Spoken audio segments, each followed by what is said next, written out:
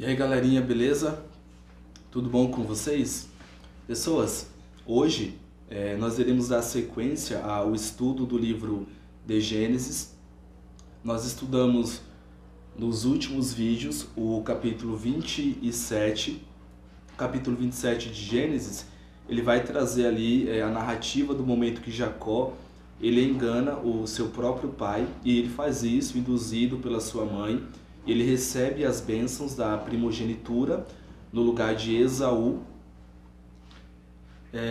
E hoje nós iremos dar sequência e iremos estudar o capítulo 28.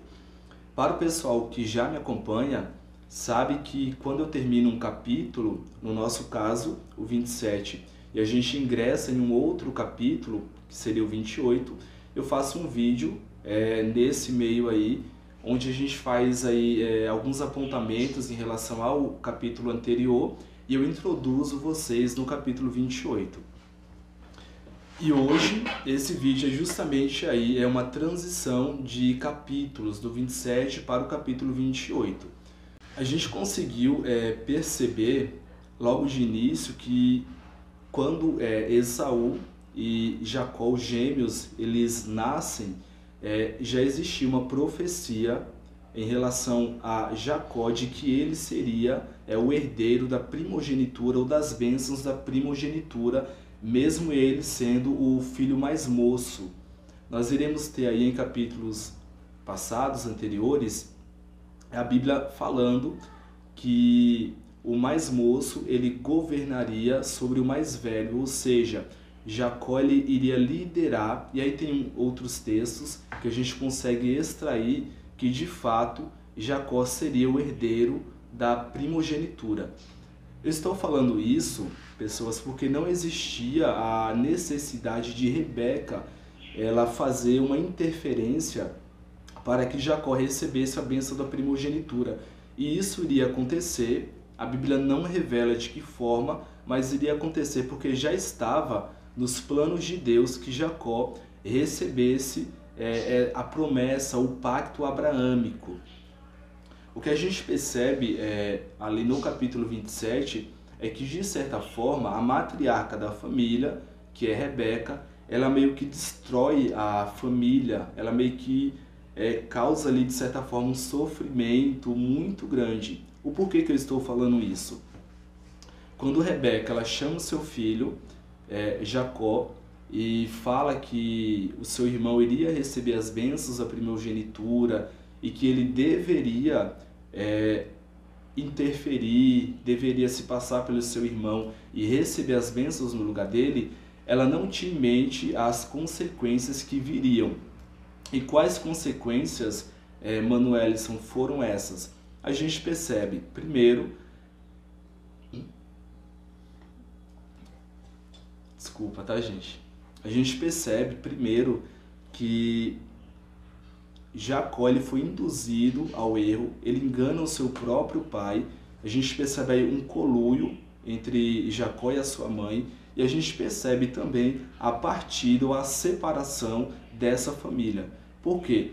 Esaú ele nutriu dentro dele um sentimento de revolta, de mágoa contra o seu irmão, tanto que a Bíblia vai dizer, quem acompanhou os vídeos passados sabe disso, que os planos de Esaú era matar o seu irmão. E aí, mediante a isso, Rebeca vai pedir para Jacó ir para a casa do seu pai, Betuel, e ficar um tempo lá. Ou seja, a gente vê aí uma família sendo separada. A gente consegue perceber essa separação. Inclusive, Jacó, que era o filho que Rebeca mais amava, ele ficaria distante dela. Só que a princípio a gente entende ali que a ideia dela é de que ele passasse um tempo lá. O sentimento, a mágoa que Esaú sentia em relação a Jacó iria diminuir ou iria desaparecer, e aí Jacó retornaria. Só que não acontece dessa forma. A gente entende através dos textos bíblicos que Jacó ele vai permanecer um longo tempo, cerca de 20 anos, em Padã Arã, lá na casa do seu tio Labão. E quando ele retorna para o clã de Isaac ali, a gente vê que Rebeca já havia falecido, ou seja, Rebeca ela vem a falecer e nesse momento Jacó ele está longe, ele está em Padã Arã e ele perde o contato de certa forma com a sua mãe. Mas superado, pessoas, esse fechamento em relação ao capítulo 27, nós iremos ingressar agora no capítulo 28 e no capítulo 28 nós iremos perceber que existe uma renovação de Jacó. Por que eu falo isso? No capítulo 27, Jacó sai desse capítulo como um homem mentiroso que enganou seu próprio pai para obter algumas vantagens, isso em coloio com a sua mãe, e nessa fuga que ele vai sair de Berseba para a casa do seu tio, Padã Arã, nós iremos ver ele tendo um encontro com Deus e a fé dele é renovada e ele passa a ser um novo homem. A gente percebe aí um Jacó mais forte, deixa de certa forma de se esconder atrás da sua mãe para iniciar a sua própria jornada. Tanto que esses capítulos a gente consegue entender que de fato aqui, a partir do capítulo 28, nós temos uma narrativa mais incisiva acerca da vida de Jacó. Antes de ingressar de fato no capítulo 28, até com base em algumas dúvidas que eu recebi no TikTok, no Instagram, eu irei trazer aqui algumas introduções ou fazer alguns apontamentos mesmo. Primeiro, o que é o pacto abraâmico? Eu já falei sobre isso em vídeos passados e nós temos aqui um pacto que Yahvé firma com Abraão. Esse pacto é passado de Abraão para o seu filho Isaque, de Isaque é passado para Jacó e de Jacó ele se estende às 12 tribos de Israel, mais especificamente em relação à tribo de Judá. Provavelmente vocês já escutaram algumas músicas ou até algumas falas dizendo que ele é o leão da tribo de Judá. Ele quem? Cristo. E aí a gente percebe esse pacto abraâmico passando de Abraão, Isaque e Jacó, a tribo de Judá, ou Judá. Mas o que de fato era o pacto abraâmico?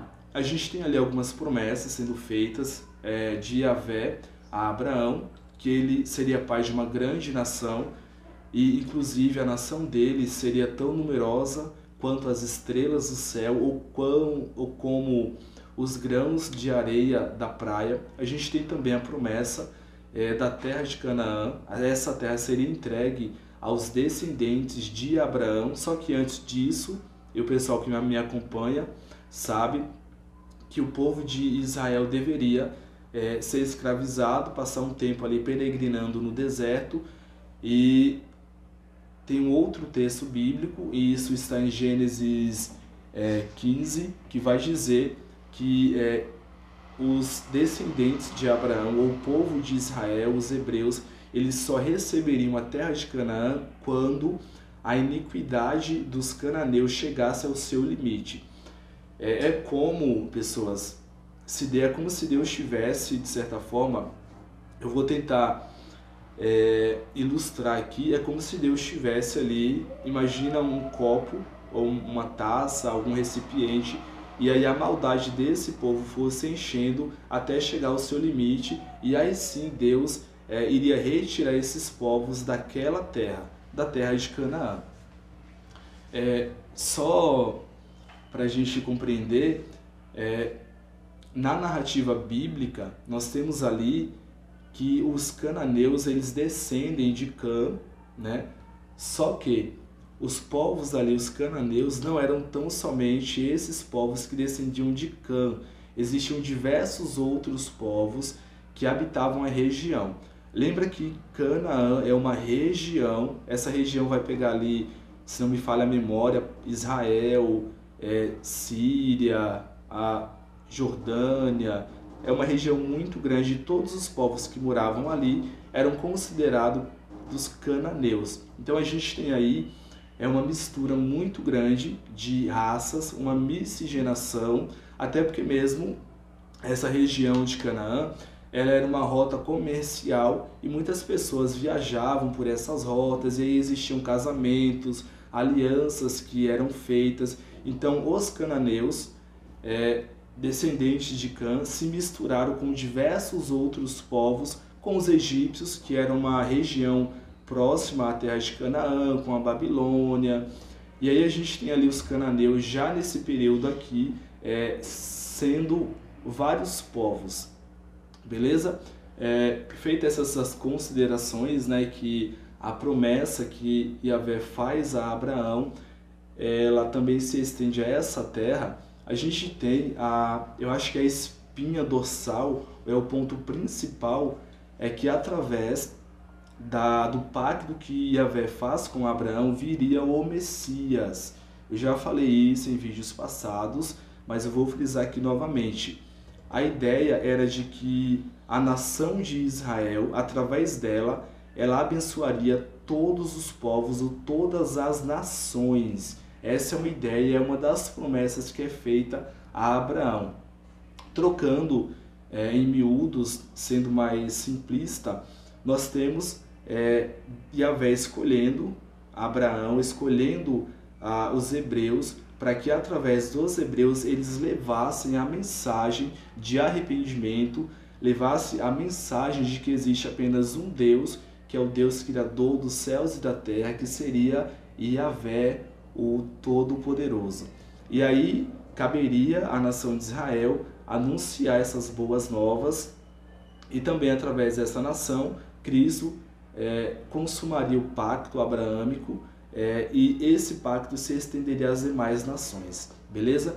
Então a gente tem aí, como eu já falei, esse pacto que Yahvé faz em relação a Abraão, e agora Jacó, ele vai receber esse pacto, ele recebe o pacto abraâmico. Então o que significa? Significa que através de Jacó todas as nações seriam abençoadas, e caberia a Jacó testemunhar ou anunciar que existe um Deus criador dos céus e da terra, que é o único Deus, para os povos ali daquela região, que eram os povos idólatras, tá?